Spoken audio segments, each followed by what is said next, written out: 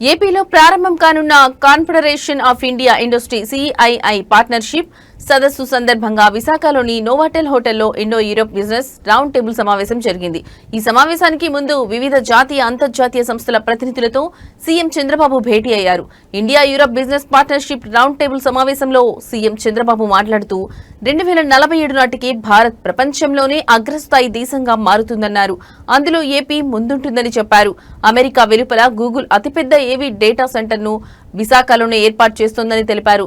Subsea cable కూడా ఈ ప్రాంతం నుంచే ఏర్పాటవుతుందన్న చంద్రబాబు గతంలో ఐటీని ఏపీలో ప్రోత్సహించమన్న విషయాన్ని గుర్తు చేశారు. ఏపీలో స్పేస్ సిటీని ఏర్పాటు చేస్తున్నామన్నారు. ఇప్పుడు గ్రీన్ ఎనర్జీ ప్రాధాన్యం కూడా గణనీయంగా పెరిగిందన్న ఆయన సౌర పవన పంప్డ్ ఎనర్జీ రంగాల్లో మేం బలంగా ఉన్నామని చెప్పారు. అలాగే పోర్టు రవాణా రంగంలో ఏపీలో పెద్ద ఎత్తున పోర్టులను నిర్మిస్తున్నట్లు పేర్కొన్నారు. స్పీడ్ ఆఫ్ డూయింగ్ బిజినెస్ అనే విధానాన్ని అమలు చేసి యుద్ధ ప్రాతిపదికన అనుమతులు ఇస్తున్నామని తెలిపారు. కేవలం 45 రోజుల్లోనే అనుమతులు మంజూరు చేసి త్వరితగతిన ఉత్పత్తి చేసేలా ప్రోత్సహిస్తున్నామన్నారు. Ease of doing business, speed of doing business, cost of doing business లో ఏపీకి సాటి లేదని చెప్పారు. వీటిని ఉపయోగించుకోవాలని యూరప్ దేశాల్లోని పారిశ్రామికవేత్తలను కోరుతున్నారని చంద్రబాబు స్పష్టం చేశారు.